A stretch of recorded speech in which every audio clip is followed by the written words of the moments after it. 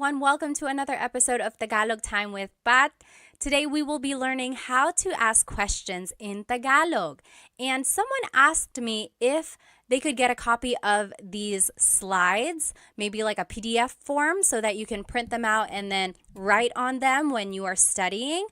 I have uploaded them onto my Stan store, so you are able to download them if you would like. The link to that is in the description. So let's go ahead and get started. Here is today's agenda. Today we will be learning the different Tagalog question words. Then we will be learning how to use them to make a question formation. We will also be practicing some Tagalog responses and learning some common questions and then doing a lot of practice questions as well. So go ahead and grab a piece of paper and something to write with so that we can get started. So here are some Tagalog question words. There are a lot, and then we're going to be talking about them and then some variations as well. So let's just go through them. They don't have the translation just yet, but as we go through them, the translation will pop up as well. So ano, bakit, saan, kailan, sino, kanino, paano, ilan, alin, and ba. So these are all of the question words that we're going to be talking about today. The very first question word that we're going to learn is ano. So that means what? Ano. If you have ever heard a native Tagalog speaker, they might sometimes say ano as a filler in their conversation. Like if they can't think of the word, they say yung ano, yung ano. So it's like sometimes it can mean or the thing, but technically it means what. So here are the different ways to use ano in a question. So ano, then the word ang, then a noun. So for example, ano ang pangalan mo? What is your name? Ano ang pangalan mo? And I underlined pangalan because that's the noun. Your response could be, ang pangalan ko ay Pat. That literally means my name is Pat. But you might also hear someone say, Pat ang pangalan ko. Pat ang pangalan ko. That also means my name is Pat. Or you might just hear someone say, ako si Pat. Ako si Pat. I am Pat. So all of those are the different ways to respond. I will say the most common response in casual conversation is, ako si Pat. So ano ang pangalan mo? Ako si Pat. After that, the most common response would probably be, Pat ang pangalan ko. Pat ang pangalan ko. Ang pangalan ko ay Pat is a little bit formal. It's not very natural. It's kind of what you would read, like if something is written out. That is like the grammatically correct way to say, my name is Pat. But those are different ways to respond, and they're all correct. Another example, ano ang trabaho niya? Trabaho means job. So ano ang trabaho niya? What is her job? His or her. Niya is a gender-neutral pronoun.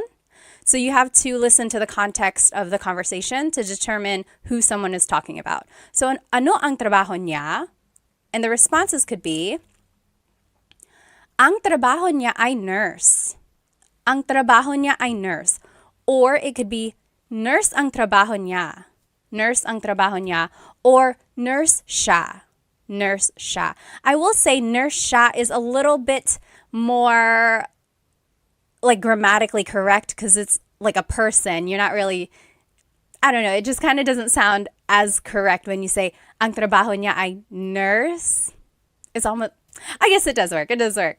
Don't listen to me. But yeah, so these are the different ways to say this. Again, ang trabaho niya ay nurse is a little bit more on the formal side. Not a lot of people say it like that. It's more common for someone to say, nurse siya. She is a nurse. Which I am. Surprise, surprise, right? A lot of Filipinos are nurses. Here's another example. Ano ang blank sa Tagalog? That means, what is blank in Tagalog? What is blank in Tagalog? This is a good question to know while you are learning Tagalog vocabulary. If you see something and you want to be like, oh, what is this in Tagalog? You can say, ano ang blank sa Tagalog? For example, ano ang dog sa Tagalog? the answer would be, dog sa Tagalog ay aso. Dog sa Tagalog ay aso. Or, aso ang dog sa Tagalog. Aso ang dog sa Tagalog. So these both mean dog in Tagalog is aso. So you might be wondering, why are there so many different ways to respond? And I think it's just, a lot of languages have that. It's like you can move around some of the words, change up the grammar a little bit, and it means the same thing, but there are certain phrases or certain ways that things are more used in common conversation. In this case, I think aso ang dog sa Tagalog, or actually dog sa Tagalog ay aso. I think aso ang dog sa Tagalog is a little bit more casual. Okay. Next, ano ang verb? So this is another way to use ano. So ano ang kinakain mo? Ano ang kinakain mo? That means, what are you eating? Kinakain is the present tense form of to eat. So what are you eating? Ang kinakain ko ay adobo. Ang kinakain ko ay adobo. I'm eating adobo. Or adobo ang kinakain ko. Or kumakain ako ng adobo. So those all mean I am eating adobo. The more commonly used way to say it would be kumakain ako ng adobo. I'm eating adobo. Usually the last example that I give is the one that's more natural, like less formal and used in common conversation. Another example, ano ang sinabi niya? Sinabi means to have said. Like, what did he say? Ano ang sinabi niya? Responses could be, ang sinabi niya ay hindi. He said no. Ang sinabi niya ay hindi. Or, hindi ang sinabi niya. Or, sinabi niya hindi. Those are the different ways to say, he said no. Again, I would hear sinabi niya hindi, or hindi ang sinabi niya. Just a note about sinabi, you might hear someone say, sabi niya hindi. Sabi niya hindi. Technically, the past tense conjugation of sabi is sinabi, but people shortcut it and say sabi niya hindi. So if you hear that, that's what it means. Next, ano ang ginagawa mo? What are you doing? Ano ang ginagawa mo? And some responses, gumagawa ako ng cake. I am making a cake. And I'm going to explain this in a minute.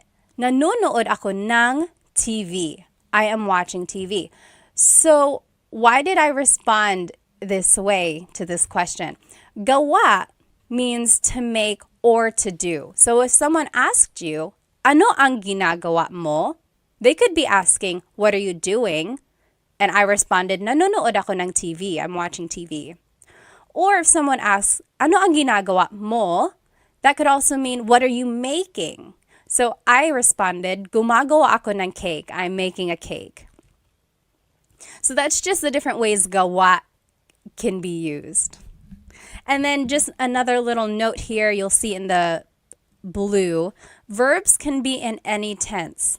So when you are using ano with a verb, it could be asking about what someone did in the past, what someone is doing currently, or what someone will be doing tomorrow or in the future. So verbs can be in any tense.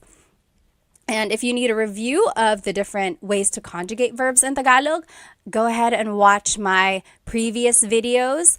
I have a video just for present tense conjugation, and then the video after that is for past and future tense. Once you get the patterns down, it's just a matter of learning new vocabulary and trying to remember the different ways they're conjugated. Okay, so here are the different uses for ano.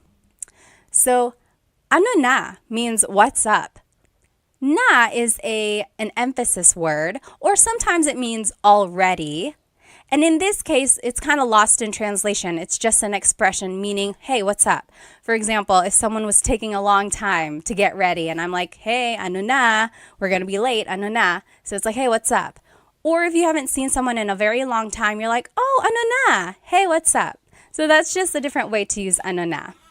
Next, ano ba means what the heck. And ba is a question word, and we'll learn how to use that later at the very end of the lesson.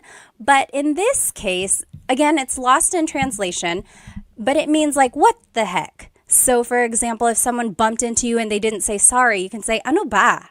Ano ba? What the heck? Or if someone is just joking with you, you can say, ano ba? Okay, so it's an expression meaning what the heck. Next, ano daw? That means what did they say? So daw means like you're referring to someone else after they've said something. So ano daw? What did they say? Ano daw? Next, ano ito? What is this? And then ano iyan? What is that? So that's just the different ways to use the demonstrative pronoun this and that. Ano ito? Ano yan? What is this? What is that?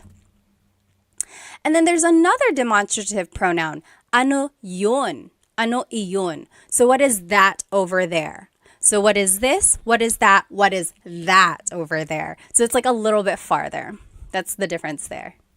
And then anong problema? What's the problem?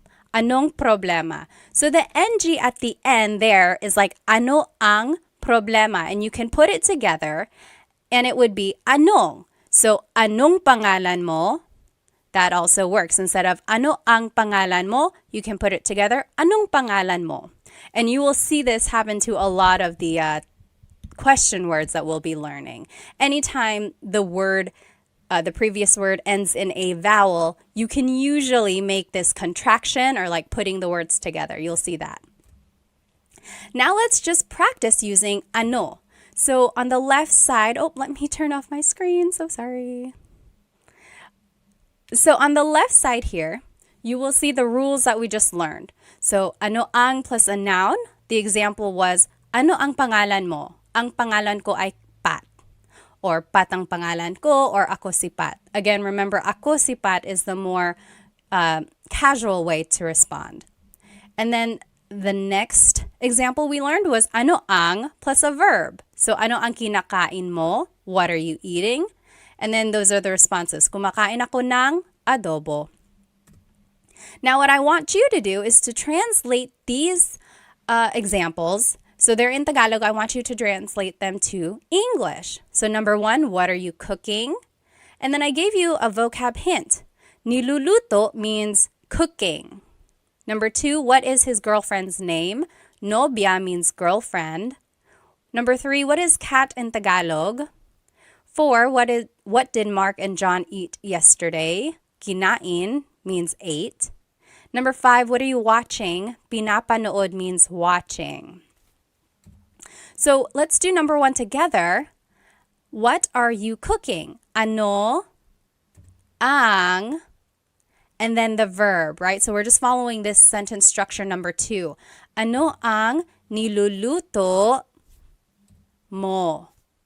Ano ang niluluto mo? What are you cooking? And then a response could be, nagluluto ako ng pansit. Nagluluto ako ng pansit. So this kind of brings in all of the different conjugations that we had learned in the previous lessons. So try to remember how to conjugate them. And I'm just thinking here, I guess it can be a little bit confusing because in the question, it's conjugated as niluluto. And that wasn't really one of the conjugation patterns that we had learned. But nagluluto is a nag verb. So I will say there are some variations in the conjugations and you might not recognize them, but just try your best and then we'll go over it, okay? And then just follow this pattern when you're making your response as well. Take a look at the examples I did and then see if you can make the examples. And you can fill in the example with any answer that you want. So go ahead, pause the video now, and then you can come back and we will go over these questions. Okay, welcome back. Let's do number 2. What is his girlfriend's name? Nobya is girlfriend. Ano ang pangalan ng nobya niya? So we learned ano ang pangalan mo. Now if you want to talk about someone else, you would have to add ng nobya niya. Nang means of. So nobya is girlfriend, niya is his. So what is the name of his girlfriend? You see how everything just kind of fits together, but it might not be in the order that we're used to in English. So just take note of this. It would be, ano ang pangalan ng nobya niya? That's how you would say that. Response, Sara ang pangalan niya. Sara ang pangalan niya, or siya si Sara. Siya si Sara. Something like that, okay? Number 3, what is cat in Tagalog? Ano ang pusa? Oh gosh, I just told you. Ano ang cat sa Tagalog? Pusa ang cat sa Tagalog. Pusa ang cat sa Tagalog. Next, what did Mark and John eat yesterday?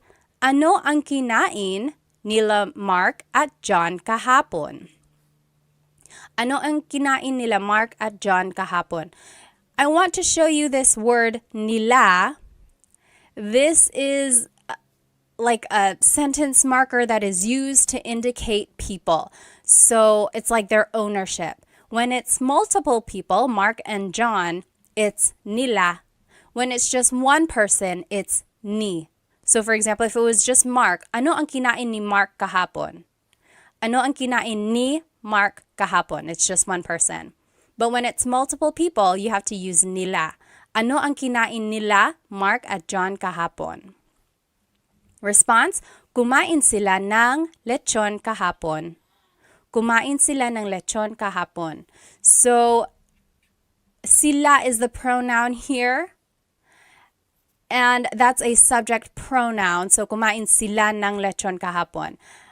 Using subject pronouns can be tricky, and I don't expect you to know these pronouns or these conjugations right off the bat, but hopefully you can recognize them, and then from these examples, use them this way in the future, okay? So don't get too worried if you're not getting the questions right.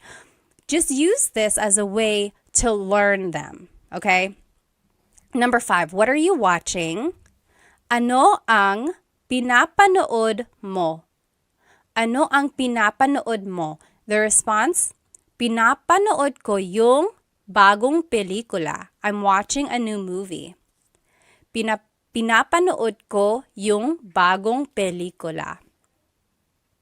Or pinapanood ko yung TV, something like that. You might also hear someone say, nanonood ako ng TV. So we learned in the previous lessons, nanonood or manood means to watch. But this one is pinapanood, and it's focusing more on the object. So the movie or the show, pinapanood.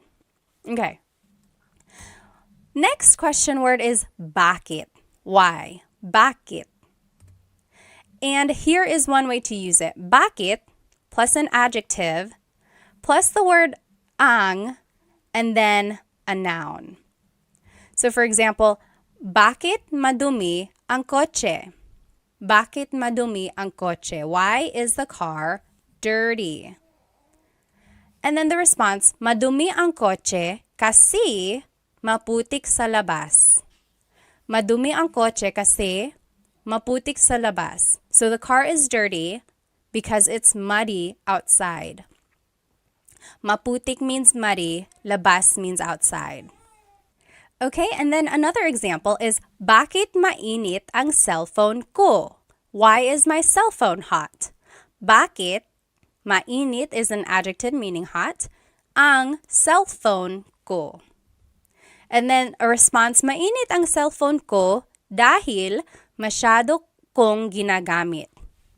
My cell phone is hot because I'm using it too much. So hopefully you can see here the pattern that we are following. Bakit goes first, and then it's the adjective, and then it's the word ang, and then it's the noun. Or you could also do bakit plus a pronoun and then a verb. So bakit ka umiiyak? Why are you crying? Bakit ka umiiyak? Some responses, umiiyak ako kasi nawawala yung aso ko. I'm crying because my dog is lost. Umiiyak ako kasi nawawala yung aso ko. Nawawala means lost or missing. Another example, bakit mo ginawa iyon? Why did you do that? Bakit mo ginawa iyon? Ginawa ko yun dahil mahal kita. I did that because I love you. Ginawa ko yun dahil mahal kita. You might hear me saying yun, as if there's no I, and that's commonly how it's pronounced. You might hear people say, ginawa ko iyon dahil mahal kita, but usually the letter I sound is dropped. And then another way to use bakit plus a verb. Bakit umiiyak si Michelle? So bakit plus a verb, bakit umiiyak si Michelle? Why is Michelle crying? Umiiyak si Michelle kasi nakakalungkot yung palabas. Michelle is crying because the show is sad. Nakakalungkot means it's like feeling sad, makes someone feel sad. Yung palabas, the show. So those are the different ways bakit can be used. And again, verbs can be in any tense like we saw in ano. I want to point out the different responses that you can say when you're using bakit questions. So because can be kasi or dahil or sapagkat. Sapagkat. Okay, so kasi is informal. It is most commonly used. You'll hear it a lot in common conversation. Kasi. Dahil is also used a lot. We saw it in the examples. But it's a little bit more formal. But it can also be used casually. And then sapagkat is very formal. It's rarely used. It's almost like Shakespearean. You'll see it in like writing, or someone might use it maybe to prove a point or something, but it's not used a lot. It's almost like a deep Tagalog, really. So here are those examples again, and you'll see the kasi and dahil. So umiiyak ako kasi nawawala yung aso ko. I am crying because my dog is lost. So there's kasi. And then ginawa ko yun dahil mahal kita. I did that because I love you. So there's the kasi and there's the dahil. And they are used interchangeably, but kasi is more casual. Dahil is a little bit more formal, but can also be used casually. Okay? Now, here are the different ways bakit can be used, and it doesn't really have a direct translation. So you might hear, bakit ganito? Bakit ganito? Ganito means like this. So why like this? Or why is this happening? So for example, it's like, oh no, I got a flat tire. I ran out of gas and I'm late for work. Oh, bakit ganito? Why is it happening? Why is it like this? And then bakit ba? Again, there's that ba question word. When it's added to bakit, it's why with emphasis. So maybe someone is annoying you. They're like, hey, Pat, hey, Pat. And you're like, oh, bakit ba? Why? What do you need? Bakit ba? And then, bakit na naman? Na naman means like, it's a sign of emphasis, or it means like again. Again. So, why again? So, again, maybe someone is pestering you. They're like, hey, Pat. You're like, bakit na naman? What now? And then, bakit daw? So, daw again is like, what did they say? So, it's like, why did they say? So, it's like, oh, we can't go in yet. And you're like, oh, bakit daw? Why? Why not? What did they say? So, those are the different ways bakit can be used. And just a Taglish tip, I am a big supporter of using Tagalog and English together, Taglish, especially while you are learning Tagalog. So here's one way to do that. Maybe use kasi and then finish your English answer. For example, why are you sad? Kasi I stayed up late why are you tired? And it would be kasi I stayed up late to finish a movie. So instead of saying because, say kasi. And then the more vocabulary you learn, you'll eventually be able to say the whole phrase in Tagalog. Why are you tired? Kasi natulog ako ng late dahil nanonood ako ng movie. Okay, so just insert Tagalog words here and there, And then before you know it, you'll be able to say longer phrases in Tagalog. Now I want us to practice bakit. Here on the left side, again, are the different ways to use bakit. So bakit plus an adjective, then ang, then a noun. Bakit madumi ang kotse? Why is the car dirty? Or bakit plus the pronoun plus a verb. Bakit ka umiiyak? Or bakit plus a verb. Bakit umiiyak si Michelle? Why is Michelle crying? Okay, so those are the different sentence structures when using bakit. And just a tip, when you're making a response, you can use kasi or dahil. Remember, that means because. Here are the questions that I want us to translate. So why are you sad? Malungkot, to be sad. Let's do this one together. Why are you sad? It would be bakit. Then it's the pronoun ka. And then it's the adjective malungkot. Bakit ka malungkot? So that kind of falls under the rule number 2. Bakit plus a pronoun. Instead of a verb, it can be an adjective. Okay, so bakit ka malungkot? Your response, malungkot ako kasi ... I am sad because malungkot ako kasi namimiss ko ang tatay ko. I'm sad because I miss my dad.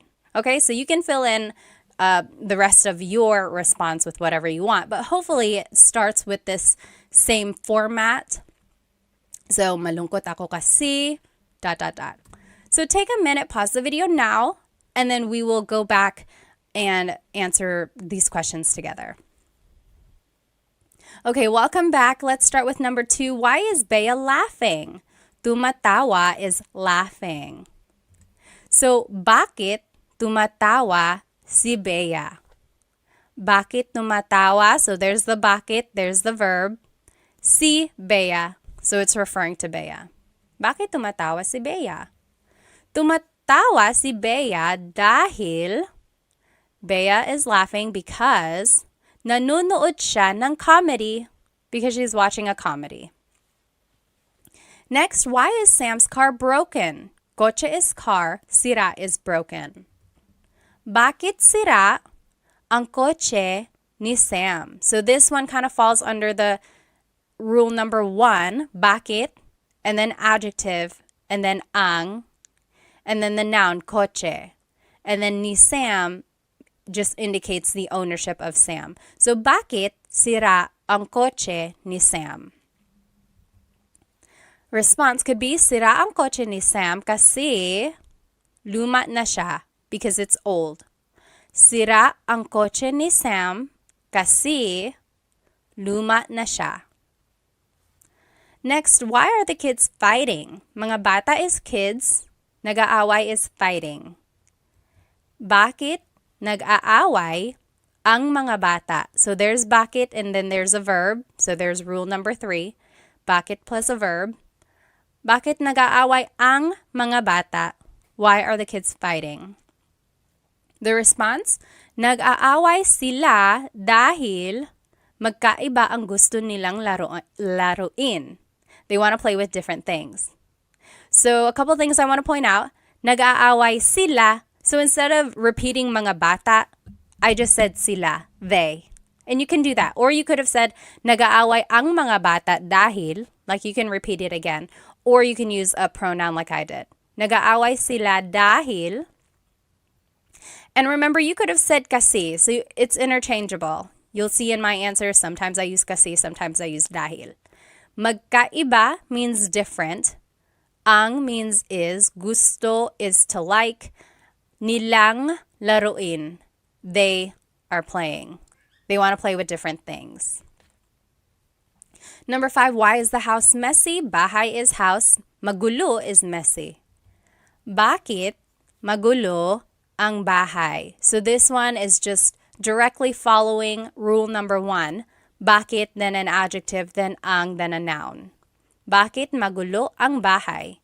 Response, magulo ang bahay kasi the house is messy because nagparty kami kagabi. We had a party yesterday.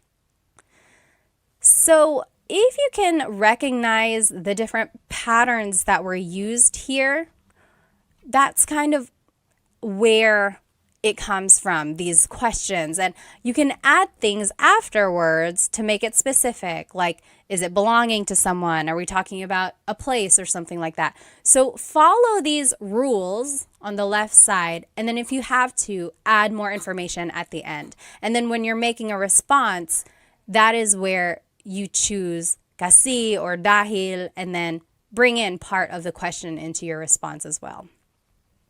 If you have any questions about anything we're learning, please feel free to write it in the comments and I will try to respond. The next question we are going to learn is saan. Saan means where. So saan plus a verb. That's an example of how to use this. Saan matutulog si Bobby?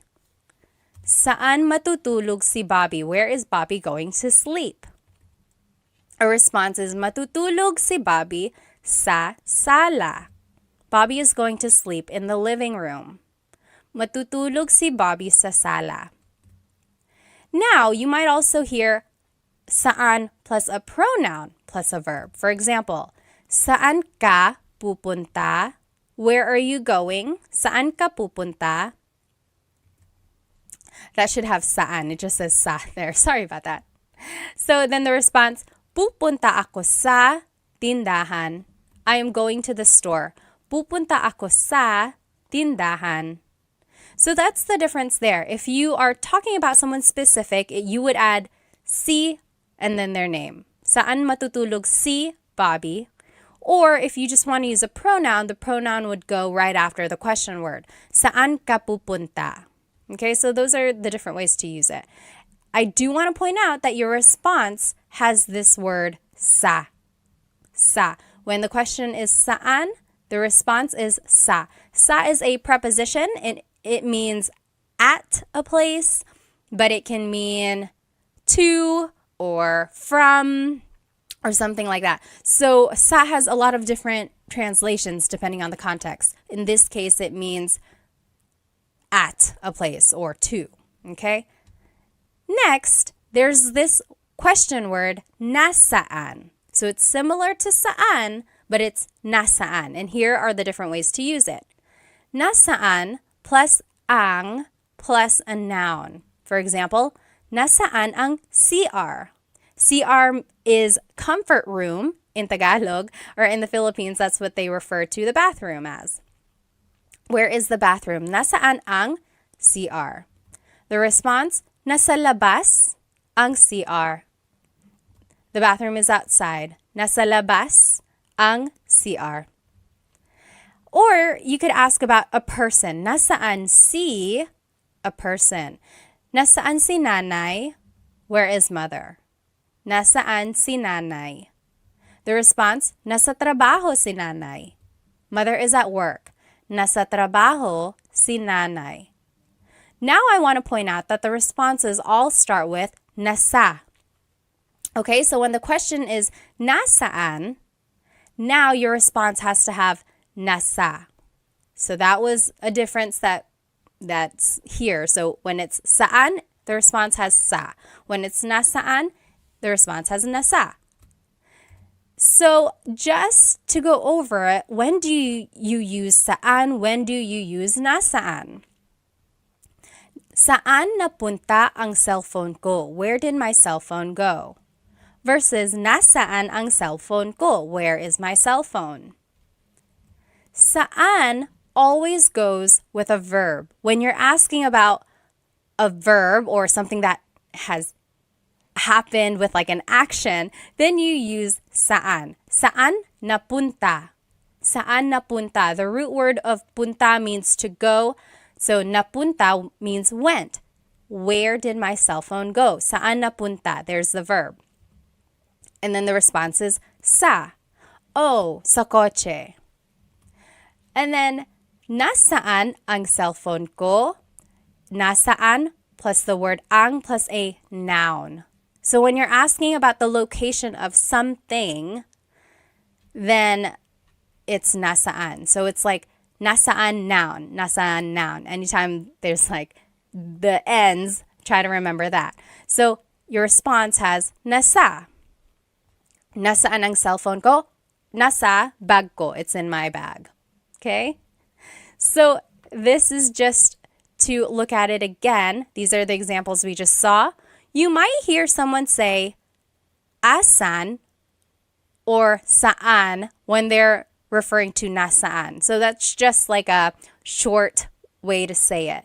So instead of saying nasaan ang CR, someone might ask asan ang CR? Where is the bathroom? Or they might even just say saan ang CR, even though technically it should be nasaan. So people shorten it, but technically, just so you know, it should be nasaan. Okay? Now let's take a look at this response. Nasa labas. Nasa labas ang CR. The bathroom is outside. These are the location vocabulary. So let's take the question, nasaan ang susi? Where is the key? Susi is key. Nasa labas, it's outside of the car. Nasa labas. Or nasa loob, it's inside the car. Nasa loob ng kotse.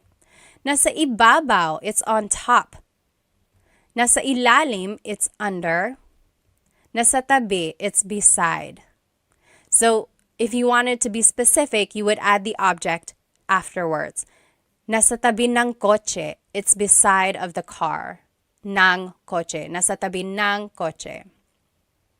So those are just the different location vocabulary words that you might hear.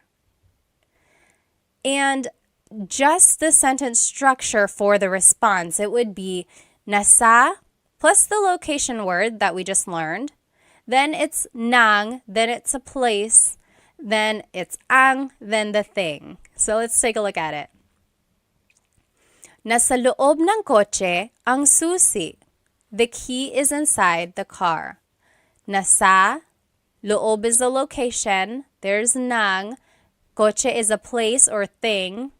Ang, and then susi is the thing. Okay? Nasa loob ng kotse ang susi. Or nasa ilalim ng kama ang susi. The key is under the bed. Nasa ilalim ng kama ang susi. So people ask me all the time, when do I use nang? When do I use ang? So these words, sometimes they are prepositions, sometimes they are articles that go before a noun. Just try to think about it as the translation. So the key is under the bed. So under of the bed, the key. That's how this is like literally translated. Ng kama is like of the bed. It's under of the bed. And then ang susi, the key. So a lot of it doesn't make sense. It's not the same grammar structure as in English. So just follow this pattern that I'm showing you now. And with more practice, it'll kind of come more naturally. Next, nasa, location plus si plus the person. So nasa bahay, si tatay. Nasa, and then the location is bahay, si, and then the person, si tatay. Father is at the house. Or nasa loob ng bahay, si tatay. So this one is just a little bit more specific of where the father is. The father is inside of the house. So there's the difference there when you're using a location vocabulary versus when you're not. So nasa bahay si tatay, father is at the house. Versus nasa loob ng bahay si tatay, father is inside of the house. Okay, so that's kind of the difference there. And then here are just some other uses for saan and nasaan. Nasaan ka? Where are you? Nasaan ka? Saan napunta yun? Where did that go? So if you're looking for something just rhetorically, you can be like, nasaan napunta yun? Saan napunta yun? Where did it go? Nasaan na? Where is it already?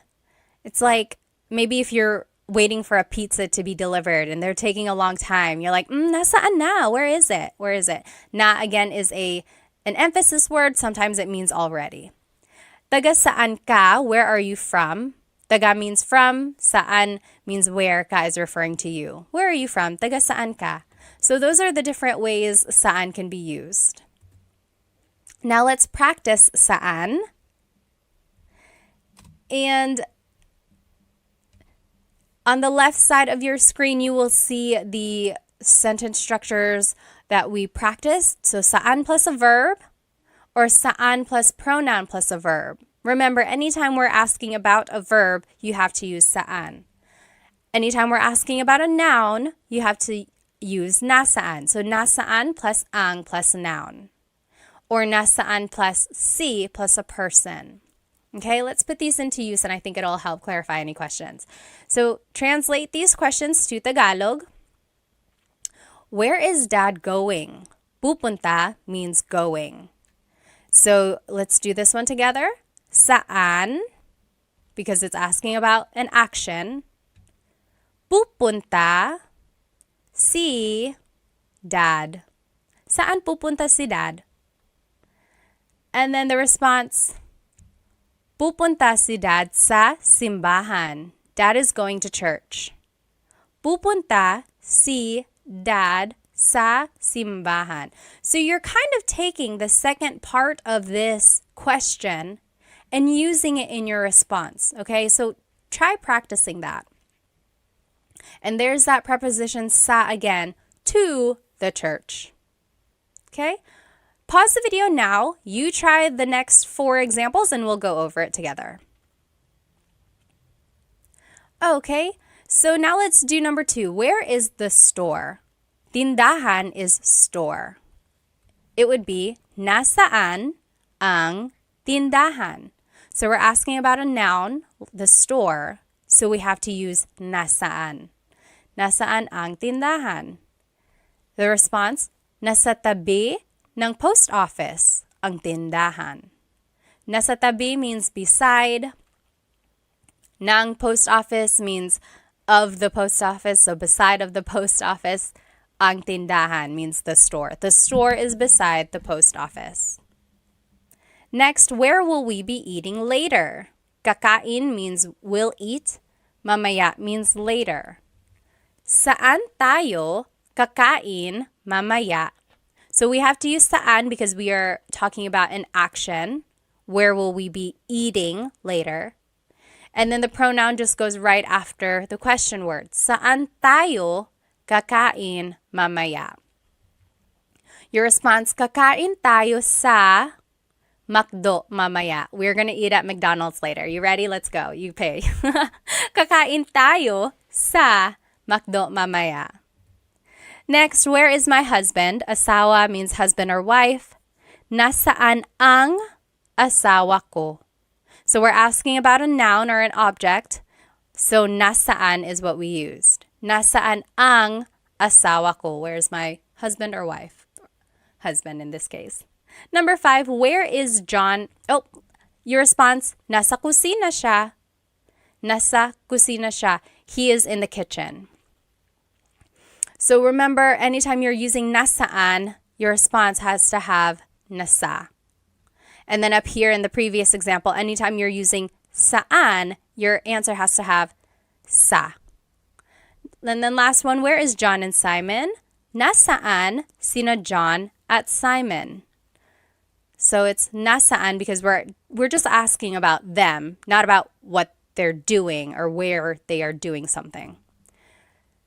And then it would be nasa labas sila, they are outside. Or nasa labas sina John at Simon. So you can add their names again. Or you could just add the pronoun. And then I added that here in the number 4 example. Nasa kusina ang asawa ko. So you can repeat that part of the question, or you can just use a pronoun. Okay, so up to you.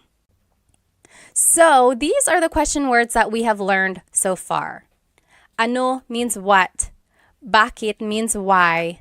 Saan means where. Okay? And this is where we're going. We're going to see what these other ones mean. Now, we're going to talk about kailan. Kailan means when. When. So if you want to use it in a question, it would be kailan ang, and then a noun. Kailan ang kaarawan mo? When is your birthday? Kailan ang kaarawan mo? Sa March ang kaarawan ko. My birthday is in March. Sa March ang kaarawan ko. Kailan ang handaan? When is the gathering? When is the party? Sa Sabado ang handaan. The party is on Saturday. And again, you don't have to add this part at the end. You could just say sa Sabado. Kailan ang handaan sa Sabado? But the longer response, kailan ang handaan sa Sabado ang handaan? Okay, so those are the different ways you can use kailan. There's this word sa again, and in this case, it's being translated as on or at a certain time. So that's where, or that is the leading word in your responses. Next, you can use kailan with a verb. So, kailan aalis si Nadine? When is Nadine leaving? Kailan aalis si Nadine? Aalis si Nadine bukas. Nadine is leaving tomorrow. Aalis si Nadine bukas. So, this is just a phrase, and you use the conjugation patterns that we learned, and then you just answer. So depending on what the question is, just make a statement using that correct tense of the verb. Kailan dumating sina nanay at tatay? When did mother and father arrive? Kailan dumating, so kailan plus a verb, sina nanay at tatay? Dumating sila kahapon. They arrived yesterday. So here, sina is a sentence marker that's indicating mother and father, whereas sila is the pronoun that replaces them. So if we were going to say nanay and tatay in the response, we would use sina again. For example, dumating sina nanay at tatay kahapon. But if we're just using the pronoun, it's dumating sila kahapon. Okay, so that's how you would use kailan in a verb. So there are the different sentence markers when you are using a name in your question. When it's one person, it's si. Kailan aalis si Nadine? When it's more than one person, it's sina.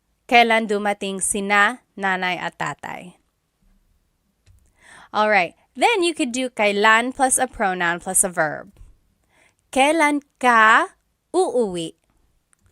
When are you going home? Kailan ka uuwi? So there's kailan, there's the pronoun, there's the verb. We're just following the pattern here. Then, uuwi ako mamaya. I am going home later. Uuwi ako mamaya. Another example, kailan sila ikakasal? When are they getting married? Kailan sila ikakasal? Ikakasal sila sa susunod na buwan. They are getting married next month. So hopefully you're recognizing some of this vocabulary from our previous lessons. So we're pulling those patterns of conjugation and the vocabulary words from those lessons, and now we are using them in like a hypothetical conversation, right? So it's all building on each other. Now I want to show you the responses. The response might have the word nung or sa. We already talked about sa. Let's see what nung means. So nung means something happened in the past. Sa means something will happen in the future. So for example, kailan sila ikakasal? When will they get married? The response, sa susunod na buwan, next month. So sa July or sa June, in June or in July. But sa is thinking of the future. When are they getting married? Next month or in June, in July. So sa is the future. However, nung is talking about the past. So kailan sila ikinasal? So that's the past tense conjugation of to get married. They got married when? Nung nakaraan buwan. So last month. Or nung February, nung January. So last February, last January. So that's the difference there. Sa versus nung. Okay? And there's the emphasis there. And here are just some other ways to use kailan. Kahit kailan, that's just an expression meaning anytime, whenever.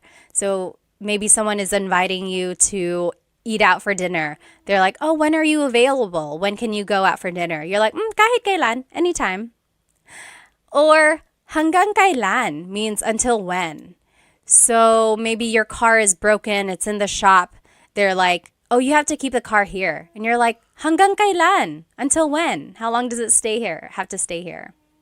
And then next, kailan nangyari yun? When did that happen? Kailan nangyari yun? Nangyari means happened, and then yun means that. Kailan nangyari yun?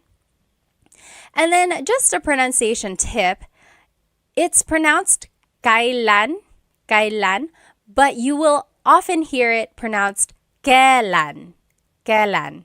Kailan ang kasal? Kailan ang kasal? But it's not wrong to hear kailan ang kasal. It's a little bit more formal. Okay. So here are some examples. On the top left here, you will see the kailan rule. So kailan plus ang plus a noun. Kailan ang kaarawan mo? Kailan plus a verb? Kailan aalis si Nadine? Kailan plus a pronoun plus a verb. Kailan ka uuwi? When are you going home? And then here are the examples I want us to practice. Number 1, when is your vacation? Bakasyon is vacation. So let's just follow, I think it would be rule number 1. Kailan ang bakasyon mo? So kailan, then the word ang, then the noun, which is vacation, and then the pronoun. Kailan ang bakasyon mo? The response, sa susunod na linggo ang bakasyon ko. Next week. My vacation is next week. So a couple things I want to point out in the response. It should have the word sa because it's talking about the future, right? It will be next week. So there's sa. And then just try to remember how to phrase things. And if you weren't able to watch or if you don't remember the past lessons, just go from here and just copy my sentence structures. Okay, so moving forward when you answer these questions, see if you can follow these sentence structures. Okay, so go ahead and pause the video now and then we will go over the examples in just a minute. Okay, so number 2, when are you leaving? Aalis means leaving. Kailan ka aalis? That's just rule number 3. Kailan plus the pronoun plus the verb. Kailan ka aalis? The response, aalis ako sa Lunes. Aalis ako sa Lunes. So there's sa because it's a future action. Number 3, when did Tony come back? Bumalik means came back. Kailan bumalik si Tony? So this is rule number 2. Kailan plus a verb. Kailan bumalik? And then you add si Tony. The response, bumalik si Tony kahapon. He came back yesterday. Bumalik si Tony kahapon. Number 4, when did you buy that? Binili means bought. Kailan mo binili yan? Kailan mo binili yan? So that's rule number 3. Kailan plus the pronoun plus the verb. Kailan mo binili yan? Binili ko yan nung isang linggo. Or binili ko ito nung isang linggo. I bought that last week or I bought this last week, depending on how you want to answer your question. Number 5, when are you going to sleep? Matutulog means will go to sleep. So, kailan ka matutulog? This is just rule number 3. Kailan plus a pronoun plus a verb. Kailan ka matutulog? Matutulog ako mamaya. Matutulog ako mamaya. I know it can get a little tricky figuring out which structure to use, and then when there's a pronoun or when there's like added information that has to be added to the end. I know it can get tricky, but use these examples to see the patterns in use and then try to use them in the future. Okay, so don't get bogged down if you're not getting the answers right. Really just use this as another form of learning, right? It's okay if it's not correct yet, but I want you to see how they are being used. Okay, so the next question word we are going to learn is sino, and that means who. Sino. So these are the different ways sino is used. Sino plus the word ang, then it's a verb, a noun, or an adjective. So it's easy because you just have to use sino ang, and then you just fill in the end with a verb, noun, or an adjective. Sino ang kumakanta? Singing. Who is singing? Sino ang kumakanta? Ang kumakanta ay si Mario. Si Mario ang kumakanta, or kumakanta si Mario? Si Mario. I wanted to show you all the different ways a response could be made. So, sino ang kumakanta? Who is singing? This first example is formal. Ang kumakanta ay si Mario. This next one is a little bit formal as well. Si Mario ang kumakanta.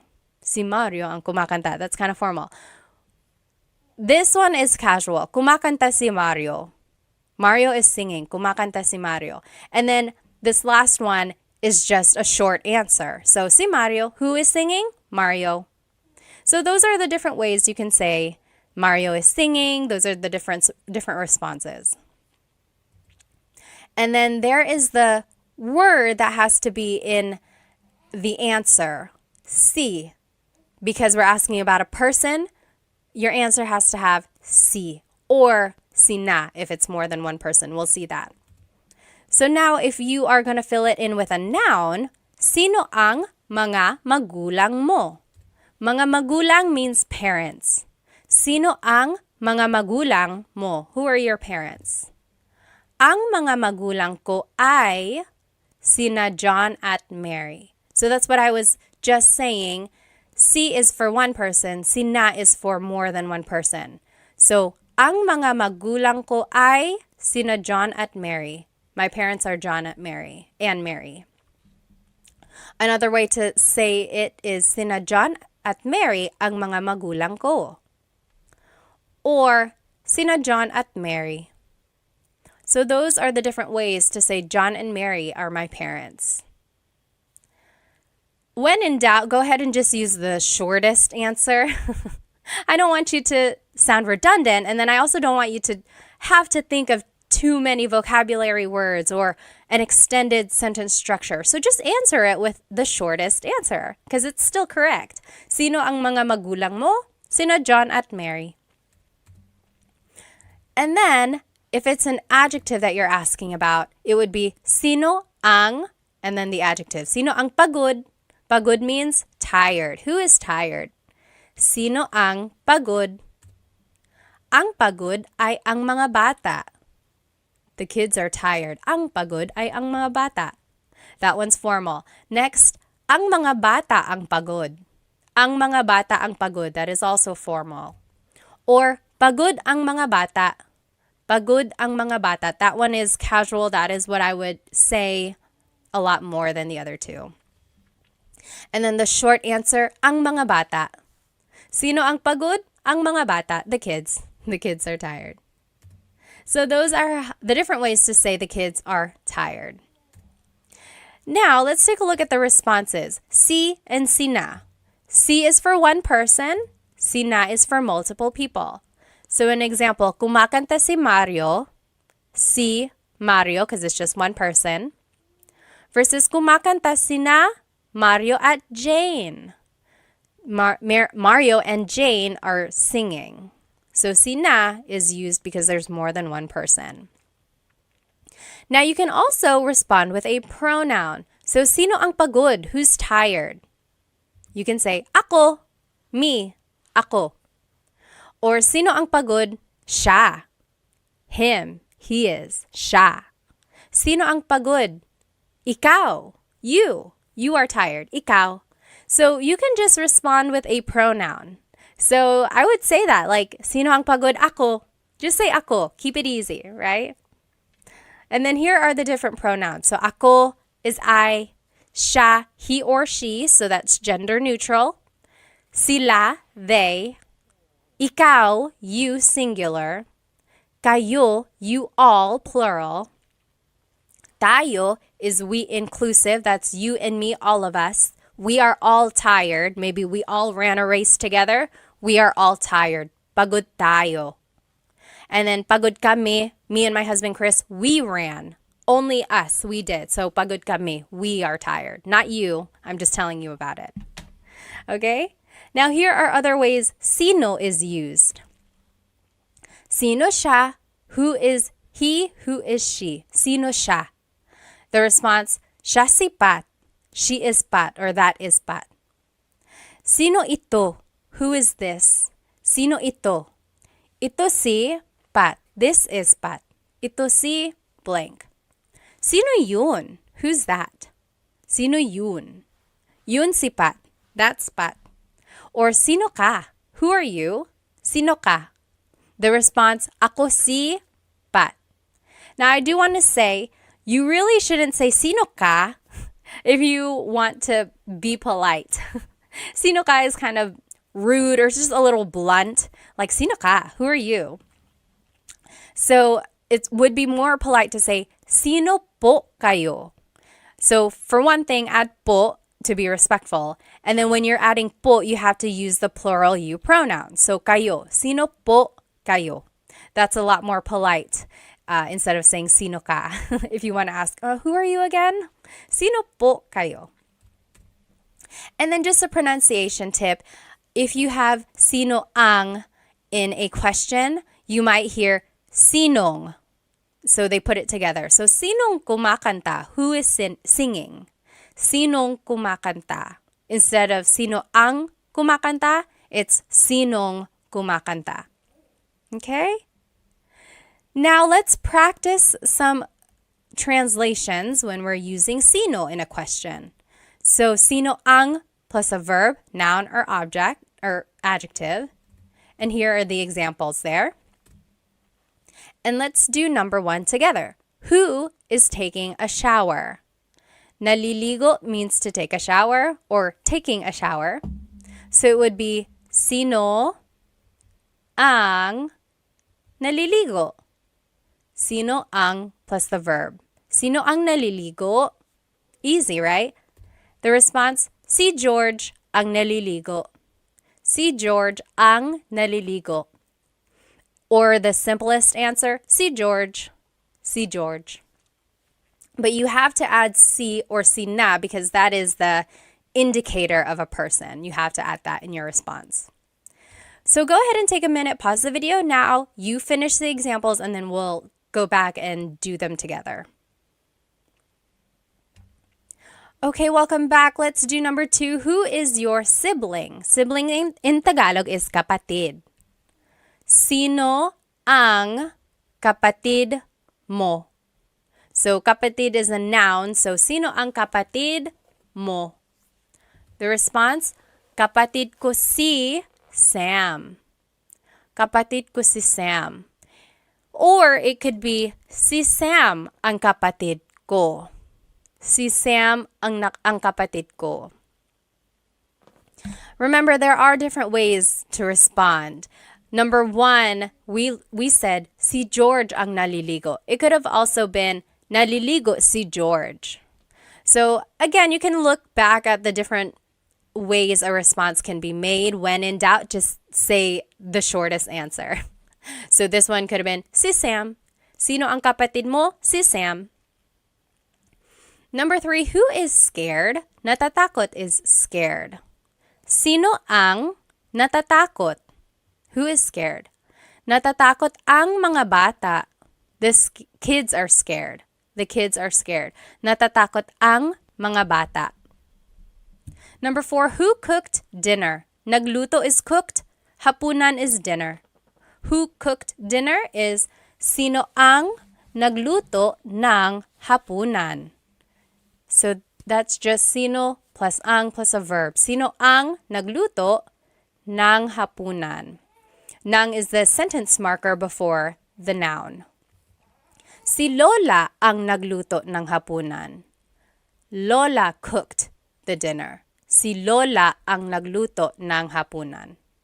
And then last example, who called? Tumawag is called. Sino ang tumawag? Sino ang tumawag? So it's just the verb.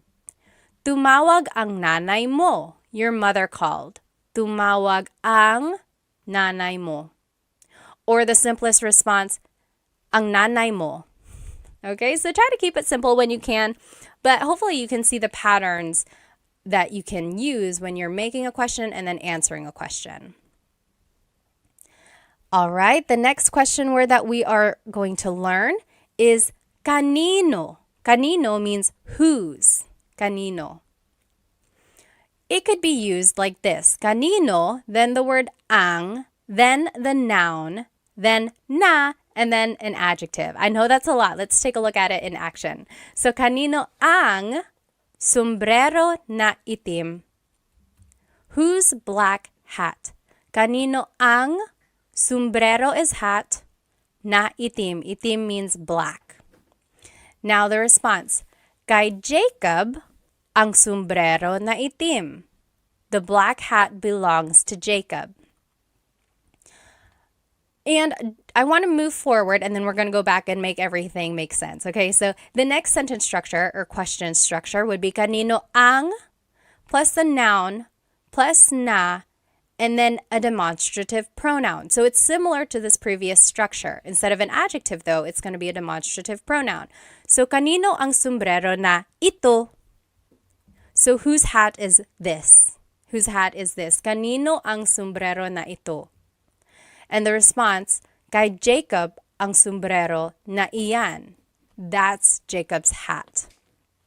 Okay, so hopefully you can see here, there's just this pattern of kanino, then the noun, ang plus a noun, na, it's like a sentence marker. Again, sometimes it doesn't have a direct translation, but it's like the linking word for the adjective or for the pronoun. And then just a pronunciation tip, kanino ang can be put together in a contraction. It would be kaninong. Kaninong sombrero na itim. Or kaninong sombrero ito. All right, when using the contraction though, you drop the na if there's a demonstrative pronoun. So kaninong sombrero ito, you wouldn't say kaninong sombrero na ito. So that's just one thing. It's kind of redundant when you add the na again. So just to respond, you would use an ownership marker, then the person, then the word ang, then the noun, then na iyan. So let's see what that would look like. Kanino ang bahay na iyan? Whose house is that? Kanino ang bahay na iyan? Here are the different ownership markers. So one of these has to be in your response. If there's only one owner, it's kay, kay. If there's multiple owners, it's kina, kina. More than one person, it's kina. If there's not a person, if there's no one's name, then you would have to use sa, sa. So it's an improper noun or an unnamed person. So we'll see what that would look like. So an example here, kanino ang bahay na iyan? Whose house is that? Or kaninong bahay yan? If it's just one person, it would be kay Rose ang bahay na iyan. Kay Rose yan. So we are using kay because it's just Rose. It's just one person, Rose. Versus if there's multiple owners, so kaninong bahay yan? Whose house is that? Kina Mike at Ana ang bahay na iyan. Or kina Mike at Ana yan. That is Mike and Anna's house. So I want to point out there's kina. that is when you would use kina when there's more than one person owning that thing. Now, kanino ang bahay na iyan? Whose house is that? Sa kapatid ko ang bahay na iyan. That is my sister's house. That is my sibling's house. Sa kapatid ko ang bahay na iyan. Or sa kapatid ko yan. That is my sister's. That is my siblings. So you see how the person is unnamed? It's just kind of an improper noun. It's like a general answer. So that is when you would use sa, when the person is unnamed. It's just like a person in general speaking. Okay, so here are some more ownership pronouns that you could use when answering a kanino question. So, akin means mine. Iyo means yours singular. Kanya means his or hers. Inyo means your plural.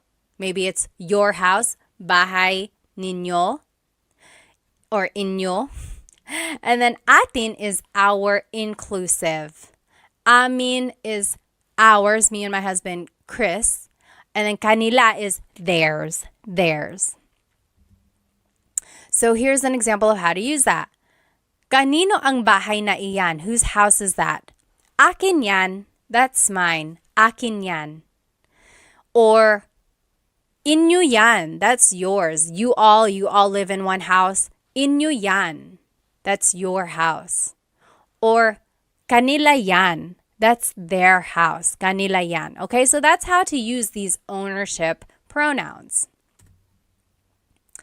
I want to show you, let's go back to the first example we learned. I know it's a lot of words in this one. So, kanino ang sombrero na itim? Whose black hat is this? So, sombrero is hat, itim means black. But they are interchangeable. Like you can switch them around and it would still mean the same thing. For example, kanino ang itim na sombrero? So instead of saying, kanino ang sombrero na itim, you might hear, kanino ang itim na sombrero? So in Tagalog, you can switch the adjective and the noun around and it will still make sense. And why does that happen? It probably just goes back to baybayin or to the evolution of Tagalog in general. So the adjective and the Tagalog vocabulary word can be interchangeable and they mean the same thing. Another example, kanino ang sombrero na pula? Pula means red. So whose red hat is this? You can switch it up and it could be kanino ang pula no sombrero? So we just switched it. But I want to show you that when you switch it, you can make a contraction, meaning you can put pula and na together. And now it would be kanino ang pulang sombrero? Whose red hat is this? Okay, so those are the two things I want you to get out of this slide. First, you can switch the adjective and the noun. So you can switch them in the question and it will still make sense. Second, when your adjective ends with a vowel like pula, then you can make the contraction. Add ng to the end. Instead of saying pula na sombrero, it's pulang sombrero. Pulang sombrero. We can't do that with the word itim because it ends with a consonant. There's nothing to put together. It would still have to stay itim na sombrero. Okay, so to respond to this question, kanino ang sombrero na pula? It would just be, kay Mary ang pulang sombrero.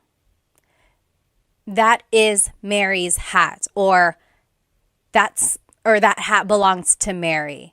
Kay Mary ang pulang sombrero. Okay, so your response has to have the ownership marker, kay, because it's one person, and then you can add the rest of the phrase. But remember, your simplest answer would be kay Mary, kay Mary. Now, let's practice using kanino in a question. So, kanino ang plus a noun plus na plus the adjective. Or Kanino ang plus a noun plus na plus a demonstrative pronoun. Kanino ang sombrero na ito versus kanino ang sombrero na itim. And then the response has to have the ownership marker. Remember, kay or kina or sa. Then it's the person. Then it's ang noun na iyan. Or you could just use the simplest answer. Let's take a look at these examples. Whose house is the big one? Whose house is the big one? Malaki means big. Bahay means house. It would be kanino ang, then it's the noun bahay na malaki. So whose house is the big one? Kanino ang bahay na malaki? The response, here's another way to say it. Kanino ang malaking bahay?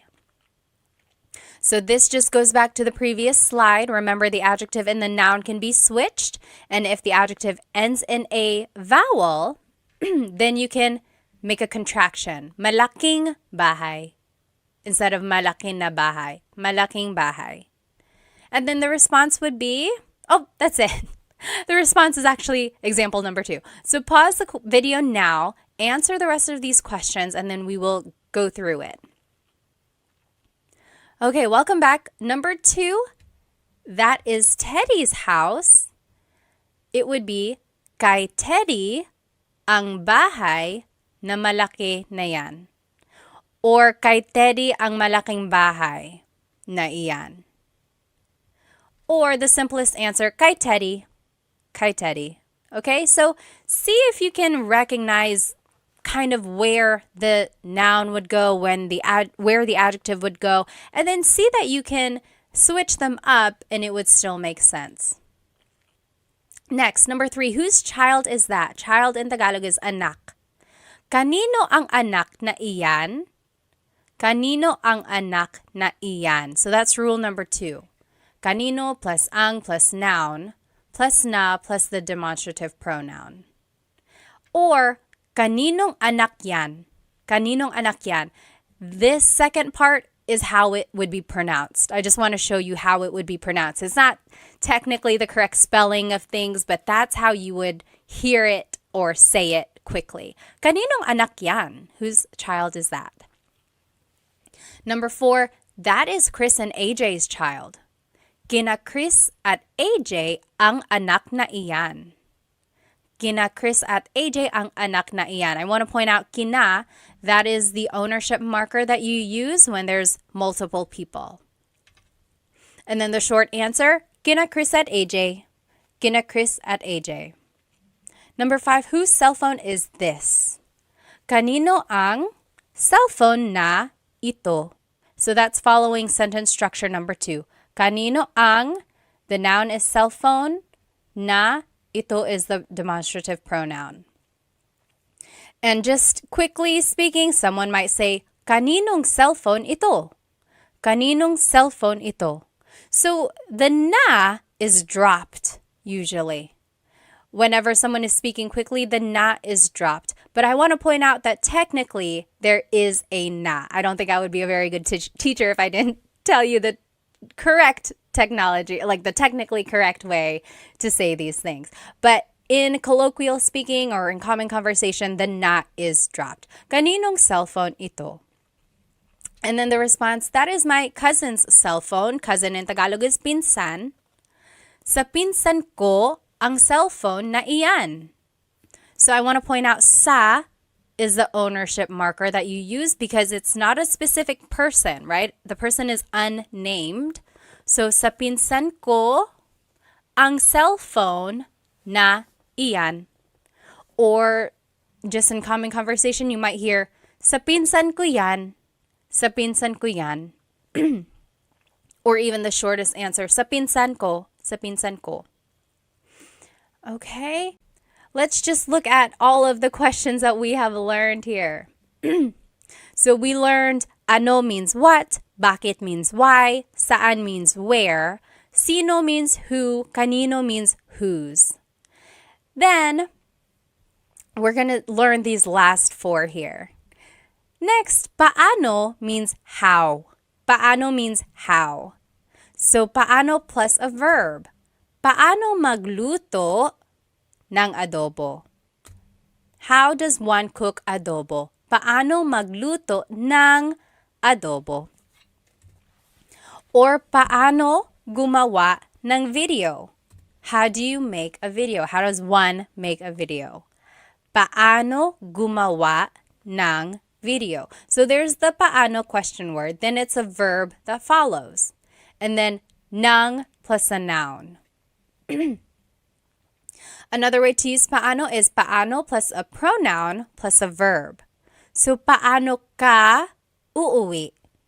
Paano ka uuwi? Paano ka umuwi? How did you get home? Paano ka umuwi? Or, paano mo nalaman yung balita? How did you discover the news? Paano mo, there's the pronoun, nalaman, there's the verb, yung balita. And just to note, there's no particular response formation for these paano question words. There's no pattern or anything like that because your answers will just be a statement using the appropriate tense of the verb. So just answer as if it's a statement, right? So that brings in all of our conjugation patterns and using the correct pronouns and things like that. So just make a sentence with what you know. Now I want to show you this other question word. We learned paano, but there's also gaano. This also means how, but in a different sense. For example, gaano plus an adjective plus ang plus a noun. For example, gaano katangkad ang anak mo? Even if you've never heard the word katangkad, but you know the word matangkad. Matangkad means tall. Hopefully you can kind of maybe guess that this is asking about the height of someone's child, right? So, gaano katangkad ang anak mo? How tall is your child? Let's see another example. Oh, the answer would be 5'10" siya. He is 5'10". 5'10" siya. Here's another example. Gaano kadalas ka namimili? Kadalas means often. Madalas means often. Namimili means to go shopping. So how often do you go shopping? Gaano kadalas ka namimili? Namimili ako linggo-linggo. I go shopping every week. Namimili ako linggo-linggo. So I want to point out that when it says to use an adjective, we're actually using the adjective with a ka prefix. So technically the adjective is matangkad, tall, matangkad. But when we're using it in a gaano question, we have to use the ka prefix, katangkad. Gaano katangkad ang anak mo? And the ka prefix is a way to show the quality of something. It's asking about the characteristic of that adjective. It's a little interesting. So when we're asking gaano katangkad, it's like asking about that person's adjective or that height. So yes, again, the prefix ka is used when measuring the extent of that adjective. And then just a pronunciation tip, if you happen to see gaano ang something, it's usually put together and it's gaanong. So gaanong katangkad ang anak mo?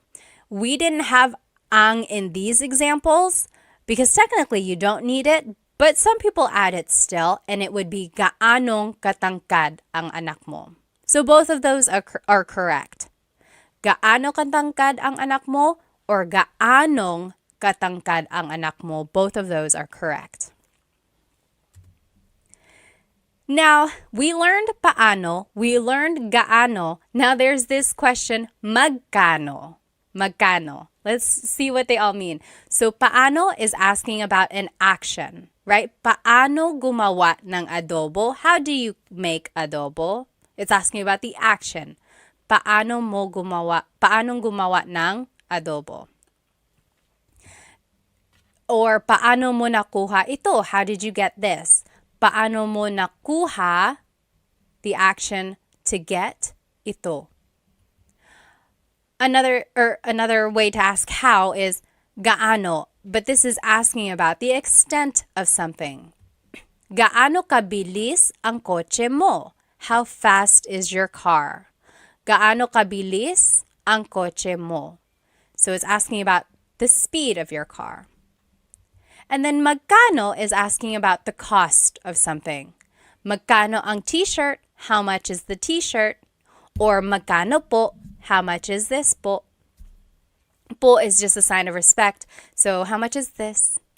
Okay, so very interesting. These words sound alike, but they are used for different situations. Now, here are just some other paano uses. So, paano nangyari yun? How did that happen? Paano nangyari yun? Yari means happen. And then yun means that. Paano nangyari yun? How did that happen? Or paano na ngayon? What now? Ngayon means now. So technically this is like, how now? It's a rhetorical question when something goes wrong. Like, oh no, I lost my job. Paano na ngayon? What now? What am I going to do now? And then just a pronunciation tip. It's technically paano. Paano. When there are two vowels together, you say them separately. Paano. But when speaking quickly, Filipinos just say paano. Paano na ngayon? Paano na ngayon? Now, let's practice using paano and gaano in some questions. So, paano is with a verb. How do you do something? And then paano plus a pronoun plus a verb if you want to be specific by adding a pronoun. Gaano uses an adjective. So, gaano plus adjective plus ang plus a noun. Okay, so just try to follow these sentence structures. And then here are the examples that I want us to do. Let's do number 1 together. How does one write a book? How does one write a book? Magsulat means to write. Libro is book. Libro is book. So how does one write a book? This is actually asking about an action. So we would use paano. Paano magsulat ng libro? Paano magsulat ng libro? How does one write a book? Go ahead and pause the video now, and we will do the rest together. Okay, welcome back. Let's do number 2. How did you make this? Ginawa means made. Paano mo ginawa ito? So that's following rule number 2. Paano, then the pronoun, then the verb. Paano mo ginawa ito? Number 3, how far is your house? Malayo means far, bahay is house. So, gaano kalayo ang bahay mo? Do you see that it's asking about the distance of your house? So it's like an extent of that adjective. So, gaano kalayo ang bahay mo? That's why we're using gaano instead of paano, because we're asking about like an adjective related to your house. How did you get that? Nakuha means got. Paano mo nakuha yan? There's no adjective in this question, so we would just still use paano. And that follows rule number 2. Paano mo nakuha is the verb yan. Number 5, how big is their dog? Malaki is big, aso is dog. How big is their dog? So it's asking about an adjective, so we would have to use gaano. Gaano kalaki ang aso nila, their dog nila. And then number 6, how spicy is the food? Maanghang is spicy, pagkain is food. So it's asking about an adjective, the spiciness of it. So it would be gaano kaanghang ang pagkain. Gaano kaanghang ang pagkain? So in all of these examples, I gave you the adjective in the ma form, right? Malayo, malaki, maanghang. So it's the ma form of the adjective. But remember, when you are using gaano as a question, you have to change the adjective into the ka form. So it has to have the ka prefix because it's asking about the extent of that adjective. Okay, if you have any questions, again, please feel free to write them in the comments. I will try to answer. Okay, next question word we're going to learn is ilan. How many? Ilan. So it would be ilan, then ang, then a noun. For example, ilan ang anak mo? How many kids do you have? Ilan ang anak mo? Ang anak ko ay 3. Ang anak ko ay 3. I have 3 kids. Or 3 ang anak ko. Or 3. So again, there are many ways to respond. The first one is formal. No one really says it like that. The second one is common. That is what people would say. And then the last one is the short answer, which is also acceptable. I have 3 kids. That is what that means. Now, you might hear someone say, ilan na ang anak mo? Ilan na ang anak mo? Na means already. It's kind of like an emphasis. Maybe you haven't seen someone in a very long time and you're just catching up. They're like, ilan na ang anak mo? How many kids do you have now? Or how many kids do you have already? So it's just like an emphasis. And then technically, when you want to make something plural, you have to add the word mga. So mga anak, kids, mga anak. But in the question form, you don't have to add mga because it's already implied. So you don't say, ilan ang mga anak mo? You can, it's not wrong, but people drop it and it's just, ilan ang anak mo? How many kids do you have? But it's not incorrect if you wanted to add mga, ilan ang mga anak mo? It's just kind of redundant. All right, next, ilan ang plus a verb. Ilan ang pupunta sa handaan? How many are going to the party? Ilan ang pupunta? Pupunta is the verb meaning to go. So, ilan ang pupunta sa party? The response is, ang pupunta ay 5. Or 5 ang pupunta. Or 5. I would say the second one. 5 ang pupunta. 5 people are going to the party. Next example, ilan ang kakain dito? How many are eating here? Ilan ang kakain dito? And then, your response is, ang kakain dito ay 3. Or 3 ang kakain dito. Or 3. That means 3 people are eating here. Or will eat here. So, both of these questions ask about like how many people are coming, how many people are eating. And I didn't add the word tao because it's kind of implied already. Like ilang tao ang kakain dito or ilan na tao ang kakain dito. Those just kind of make it a little bit more complicated. If you want to just get straight to the point of the question, you don't have to add the word tao. It's kind of implied. So, ilan ang pupunta sa handaan, ilan ang kakain dito. It's asking about like the people. Okay. Next. Just a pronunciation tip. When there's ilan ang, it's usually put together and it's ilang. Ilang taon ka na? How old are you? Ilang taon ka na? I will say when you make the contraction, though, it kind of changes up the sentence structure or the grammar. So, ilan ang taon mo? Technically, if we were following the sentence structure that we learned, it would be ilan ang taon mo? How many years do you have? How many years are you? But when we make the contraction, ilang taon ka na, now we are using a different pronoun. So, ilang taon ka na. And you don't have to add na. Ilang taon ka? How old are you? Ilang taon ka? But I do want to point out you have to change the pronoun here when you're making the contraction. And it's just a different form of asking how old are you. Another example of that is ilan ang anak mo? How many kids do you have? Versus ilang anak ang meron ka? So we made the contraction and then now we changed up the grammar a little bit.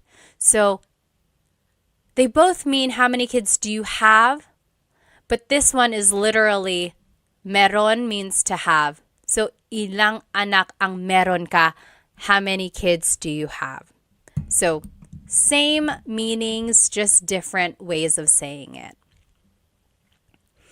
All right. Now, when you respond with an amount of something, you might hear or you might use this word lang or na.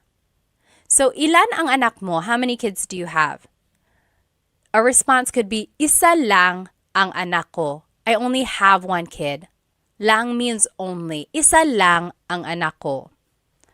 Or, na means already. Tatlo na ang anak ko. I have 3 kids already. Tatlo na ang anak ko. Or another example, ilang donuts ang kinain mo? How many donuts have you eaten? Ilang donuts ang kinain mo? Or how many donuts did you eat? So, you could say, dalawa lang, only 2. Dalawa lang, only 2. Or, apat na ang kinain ko. I already ate 5. I've already eaten 5. Apat na ang kinain ko. So these 2 words kind of show almost like an emphasis, or they just give you an idea of how much or little something is. Only and already. Okay? Now, there are other ways to use ilan. Very interesting. So there's pang-ilan, tig-ilan, and mga ilan. So, pang-ilan is what you use when you're asking about the ranking of something or the order of something. So, for example, pang-ilan ka sa magkakapatid? In what order were you born amongst your siblings? So, were you the oldest? Were you the firstborn?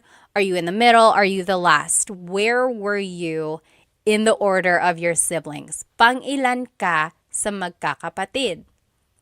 Some responses, panganay ako, I'm the oldest. Panganay ako. Pangatlo ako, I'm the third. Pangatlo ako. Or bunso ako, I am the youngest. Bunso ako. So you'll see the response usually has pang in it because the question has pang. So pang is almost like in which or where. It's just asking about like the placement of things. Okay, so here's another example. Pang-ilan ka sa contest? What place did you get in the contest? Pang-ilan ka sa contest? Here are some examples. Una ako, I was first. Una ako. Pangalawa ako, second. Pangatlo, third. So again, there's that pang prefix that you use to answer when it's a pang question. Very interesting. Next, tig-ilan means how many of each. So for example, maybe you're shopping at a store and you're like, oh, I like all of these t-shirts, but I want multiple of them. They might ask you, tig-ilan na t-shirt ang gusto mo? How many of each t-shirt do you want? For example, oh, I want 3 of the red t-shirts, 2 of the white t-shirts, 1 of the black. So, tig-ilan na t-shirt? How many of each t-shirt do you want? Your response would just be the number of it. So, dalawang pula, 2 reds, isang puti, 1 white, and so on. So, you see it's asking how many of each type of thing. Another example, tig-ilan na tsokolate ang gusto mo? How many of each chocolate do you want? So, for example, if there are M&Ms, Snickers, Twix, and so on. Tig-ilan na tsokolate ang gusto mo? You could say, tig-iisa po. I'll take 1 of each. Tig-iisa. 1 M&M, 1 Snickers, 1 Twix. Tig-iisa. Or tigdadalawa po. 2 of each. 2 M&Ms, 2 Snickers, 2 Twix. Tigdadalawa. Tigdadalawa. And then tigtatatlo po. 3 of each. You get the idea. And then I want to show you that the question has na. So tig-ilan na t-shirt, tig-ilan na chocolate. And in this case, na is translating as of. How many of each t-shirt, how many of each chocolate do you want? And then just a pronunciation tip here. Tig-ilan is a homonym, meaning it can have different translations depending on how it's pronounced. So tig-ilan, when there's a hyphen in it, you have to have that glottal stop. Tig-ilan. That means how many of each. When there's no hyphen, tigilan, tigilan. It's just one word, tigilan. That means to stop. For example, tig-ilan t-shirt ang gusto nila. How many of each t-shirt do they want? Tig-ilang t-shirt ang gusto nila. That means how many of each t-shirt do they want? But if you say, tigilan mo yan, that means stop that. Okay, so again, that glottal stop is important for proper pronunciation because they mean different things otherwise. And lastly, mga ilan means about how many. Mga ilan. So, mga ilan na tao ang darating? About how many people are coming.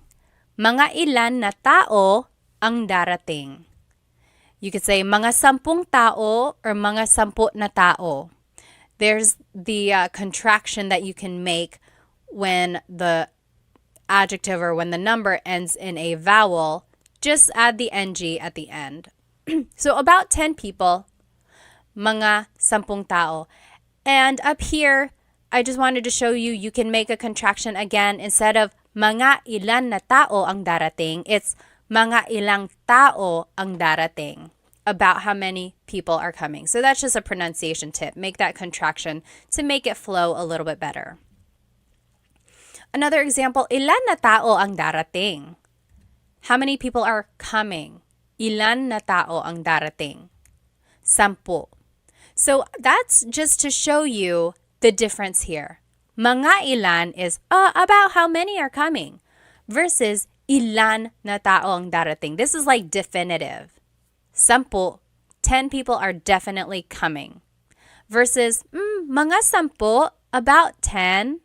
Okay, so when you add mga, it's asking about like an estimation. When you don't have mga, it's asking for a definitive answer. And then just another example of mga ilan na oras ang biyahe. Mga ilang oras ang biyahe. About how long is the trip? Mga 3 oras. It's about 3 hours. Mga 3 oras. So there is the na again, and then you can put it together so that it's just ilang. So mga ilang oras ang biyahe or mga ilang tao ang darating. All right. So this is just a review of how to use these different ilan questions. So pang ilan is a ranking question or asking about the order placement. Tig ilan is asking about how many of each. Mga ilan means about how many of something. Okay, now let's practice using ilan in some questions. So on the left side, you will see the different ways to use ilan. Ilan plus ang plus a noun. Ilan ang anak mo? Or ilan plus ang plus a verb. Ilan ang pupunta sa handaan? And here are some examples. Let's do number 1 together. How many cats do you have? Mga pusa is cats. It would be ilan ang pusa mo. Ilan ang pusa mo? Remember, you don't have to add mga, but you can. It's not incorrect. But just to be quick about it, and if you want to sound natural, you don't have to. So, ilan ang pusa mo? Ilan ang pusa mo? How many cats do you have? Pause the video now and you do the rest and then we will go over it. All right, welcome back. Number 2, I have 2 cats. Dalawa ang pusa ko. So that's how you would respond to question number 1. I have 2 cats. Dalawa ang pusa ko. Number 3, how many are coming to the house? Darating means coming. So it would be ilan ang darating. So ilan plus ang plus a verb. Ilan ang darating sa bahay. Number 4, 4 people are coming to the house. Apat means 4. So 4 people are coming to the house would be apat ang darating sa bahay. Apat ang darating sa bahay. Remember, the short answer would be apat, apat. Number 5, how many friends do you have? Kaibigan is friends. Actually, kaibigan is friend. Mga kaibigan would be friends. Ilan ang kaibigan mo? Ilan ang kaibigan mo? How many friends do you have? Also, you could say, ilan ang mga kaibigan mo? Ilan ang mga kaibigan mo? That is also correct, but remember, you don't have to add it. Number 6, I have 10 friends. 10 means 10. 10 ang kaibigan ko. 10 ang kaibigan ko. Or 10 ang mga kaibigan ko. I have 10 friends. All right. Another way to answer this, meron akong 10 mga kaibigan. So I want to show you again, there are different ways to answer. There's a long form, there's a short form, there's an even shorter form, right? Just say the number by itself. So if you hear different responses, hopefully you can recognize some of the vocabulary words and just kind of go from there. This one is a fun practice. So I want us to match the question words with the correct example. Then we're going to translate and then give a response. So on the left side are the different question words. Pang ilan, tig ilan, mga ilan. On the right side are some example questions. How many of each hat do you want? About how many balloons are we going to buy? How many drinks have you had? Like, what number is that? Or what number of drinks is that for you? So we have to match what question word would go with that question, and then we will translate. So go ahead and do that. Pause the video and see if you can match and then translate and give a response.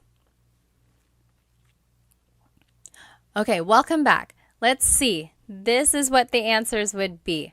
Pang ilan goes with this question. How many drinks have you had? What number is that?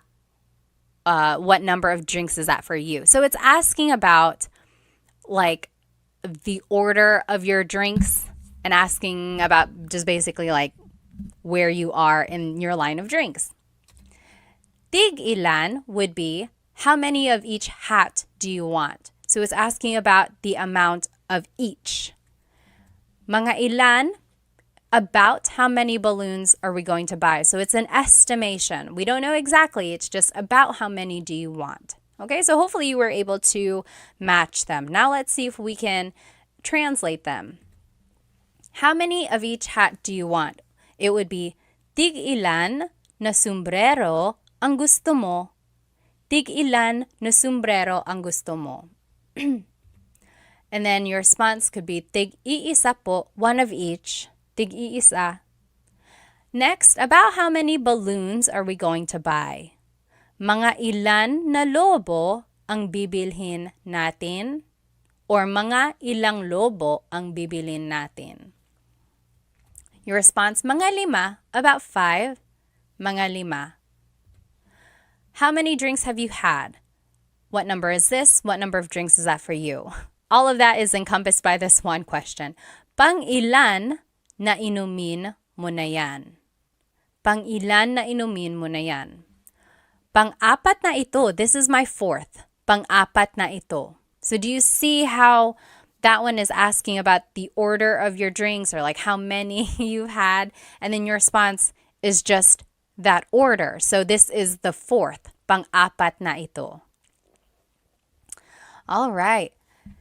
So those were different ways to ask for how many. This next question word, alin, means which. Which. Alin. So alin ang, alin ang plus a verb. Alin ang plus a verb. So alin ang gusto mong damit? Yung pula or yung puti? Which dress do you like? The red or the white? Alin ang gusto mong damit? Your response would just be one of the choices. Yung pula ang gusto ko.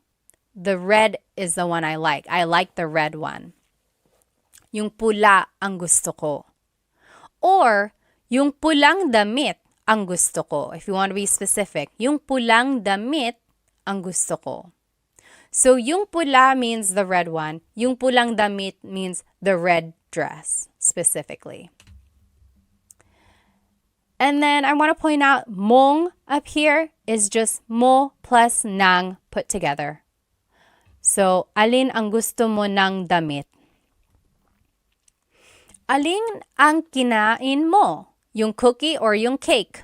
Which did you eat? The cookie or the cake? So, there's alin, then ang, then a verb. Alin ang kinain mo? Yung cookie or yung cake? Which did you eat? Your response, yung cake ang kinain ko. I ate the cake. Or, kinain ko yung cake. So those are the different ways you can respond. And then, of course, you can always put things together. So, alin ang becomes aling. So, aling gusto mo? Aling gusto mo? Alin ang gusto mo? Aling gusto mo? Alin plus an adjective. Alin plus ang plus an adjective. Alin ang mas malaki? Yung bahay na pula o bahay na puti? It's kind of hard to see. Oh, there's the White House right here. It's to the left of the Red House. So, alin ang mas malaki? Which is bigger? Yung bahay na pula, the Red House, o yung bahay na puti, the White House? Mas malaki yung bahay na pula. Mas malaki yung bahay na pula. The Red House is bigger. Mas means more, or it's like the part of an adjective. Here's another way to describe an adjective. Alin ang pinakamalaki? Which is the biggest? Yung bahay na itim ang pinakamalaki. The black house is the biggest. So I just want to point out these two words, mas and pinaka. Those are called superlative adjectives. So let's take a look at those a little bit more. So big is malaki, bigger is mas malaki, biggest is pinakamalaki. Small is maliit, smaller is mas maliit, smallest is pinakamaliit. And then just one more example, pretty is maganda, prettier is mas maganda, prettiest is pinakamaganda. So those are the different ways you can describe something, especially in this alin question form, like which is bigger, which is the biggest. Now you can also use alin with a pronoun. So it's alin plus ang plus noun plus pronoun. Alin ang bahay mo? Which is your house? Alin ang bahay mo? Your response? Yung bahay na maliit ang bahay ko. Or yung maliit na bahay. Both of those mean the small house is mine. Yung bahay na maliit ang bahay ko. And then another example now with verbs. Alin plus na plus noun plus ang plus a verb. So, alin na kotse ang bibilhin mo? Alin na kotse ang bibilhin mo means which car are you going to buy? Yung mura na kotse, the cheap car. Yung mura na kotse. I think we already saw this. Anytime you see alin na, it's aling. So, aling kotse ang bibilin mo? Aling kotse.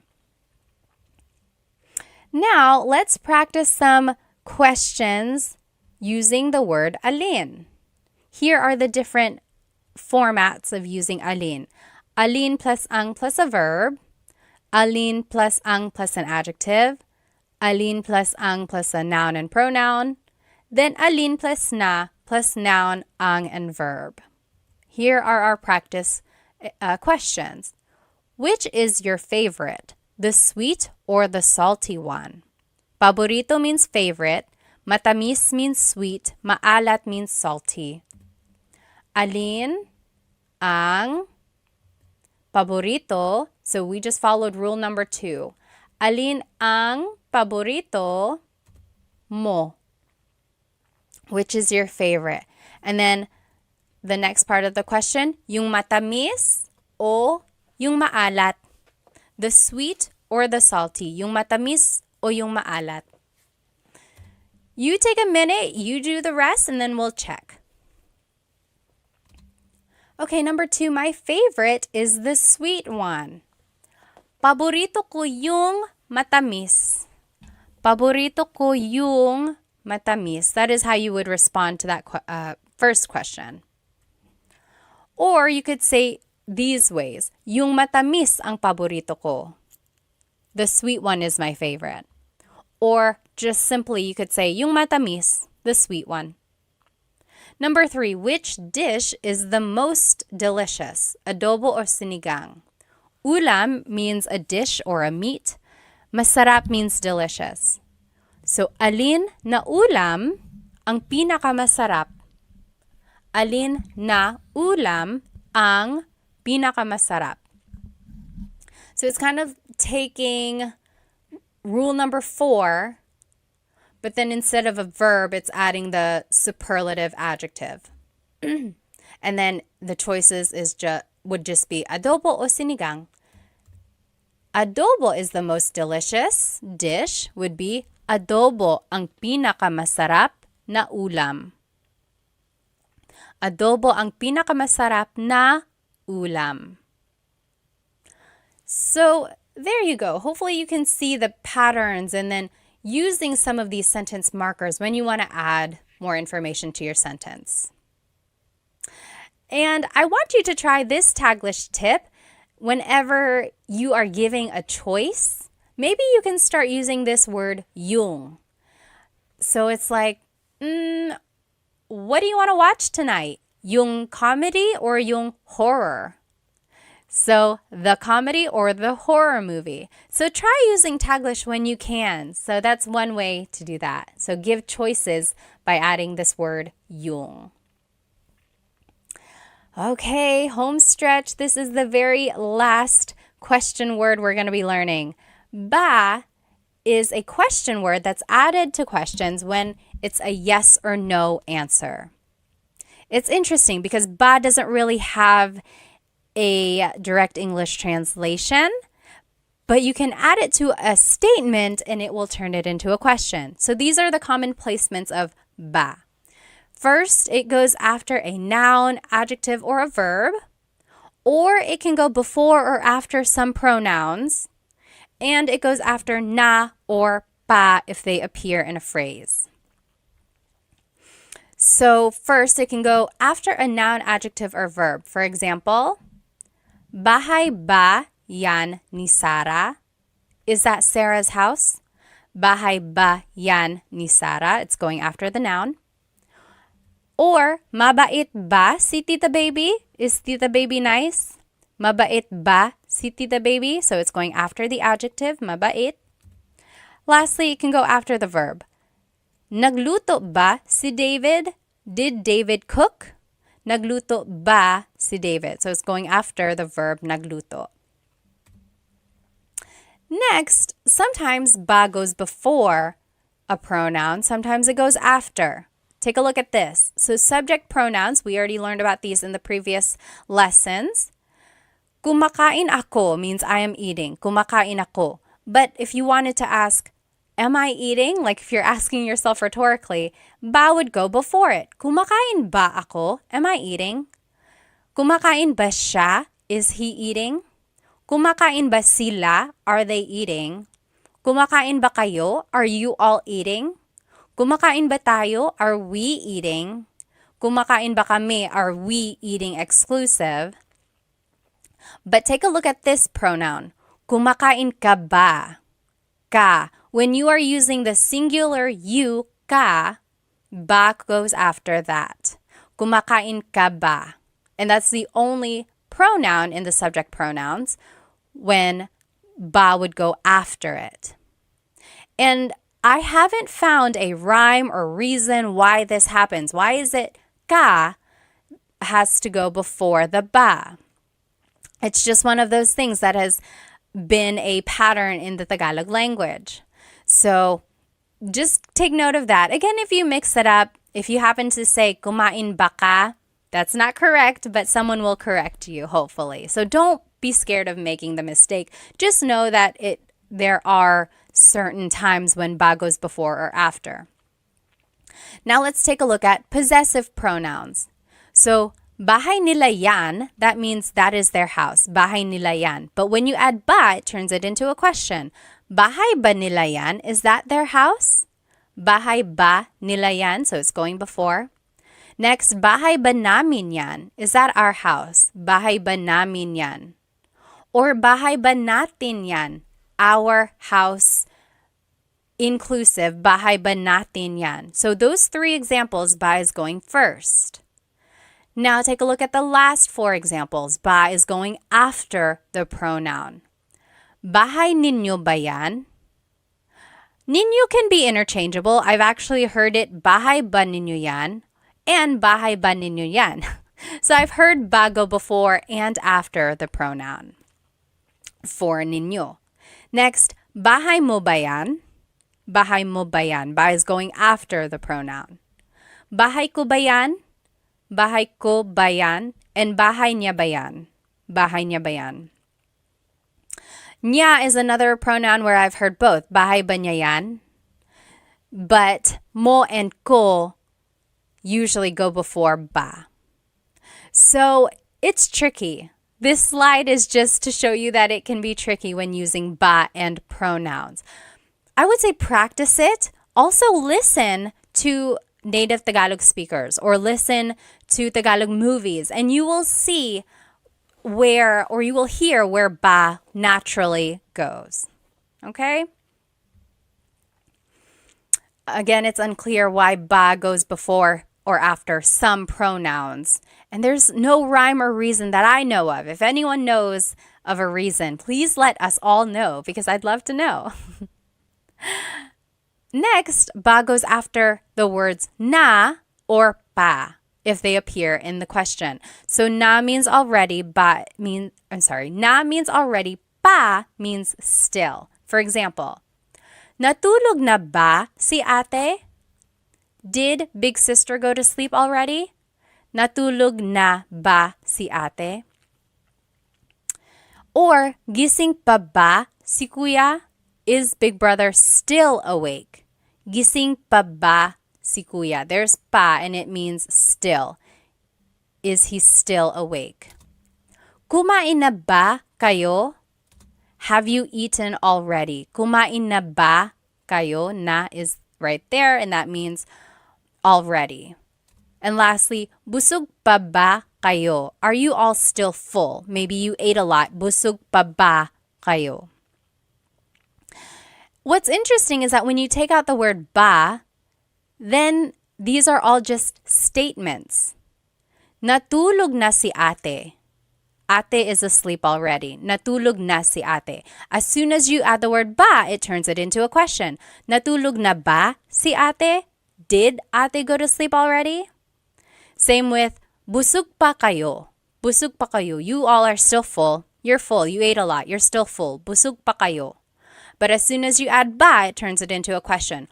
Busog pa ba kayo? Are you still full? Very interesting how this small word can make a big difference. So now here are just some other ba uses. Talaga ba means, is that so? Talaga ba? Talaga means really. And when you add ba, it means, oh, really? Is that so? Hindi ba that means is it not? So it's like, hey, these are not the right tickets. And you're like, hindi ba? It's not. And then oo ba means sure. Like, hey, do you want to come with me? Oo ba? Okay, sure. Oo ba? Now, you can add ba to any of the question words that we learned, and it kind of works as an emphasis. We already saw some of these. Ano ba means what the heck? Ano ba? Bakit ba means why with emphasis. Bakit ba? Sino ba? Like who with emphasis. Like if someone is like, hey, someone's knocking at the door, they're really knocking, they're knocking really hard, and you're like, sino ba? Who is it?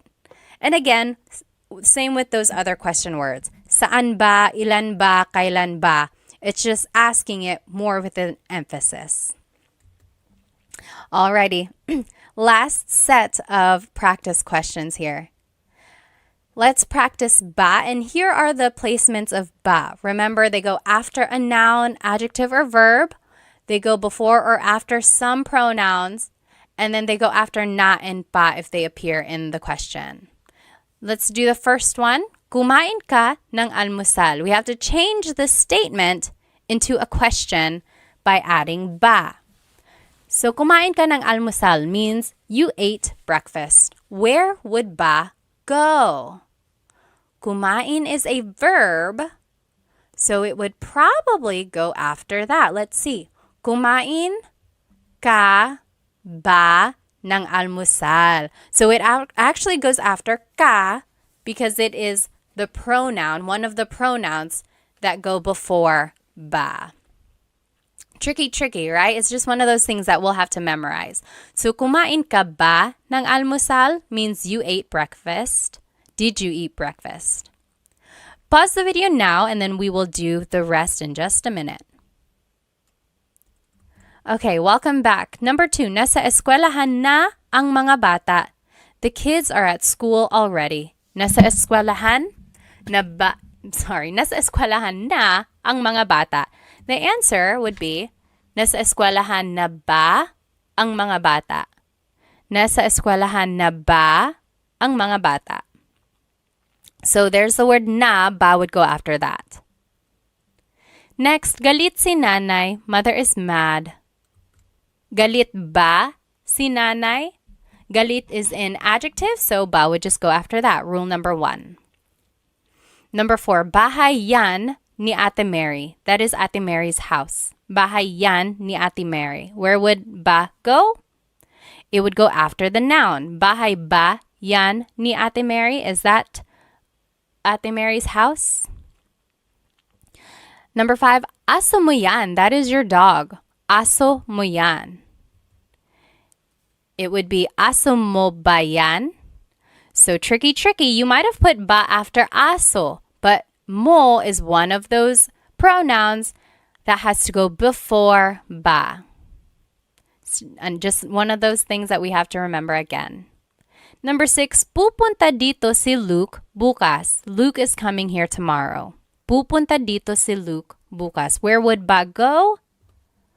Pupunta ba dito si Luke bukas?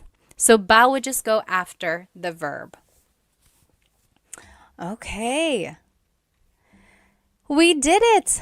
We learned all of the different Tagalog question words. There's a lot, isn't there? And there are lots of different ways to use them. But let's go ahead and review them. So ano means what? Ano. Bakit? Why? Bakit? Saan? Where? Saan? Kailan? When? Kailan? Sino? Who? Sino? Kanino? Whose? Kanino? Paano? How? Paano? Ilan? How many? Ilan?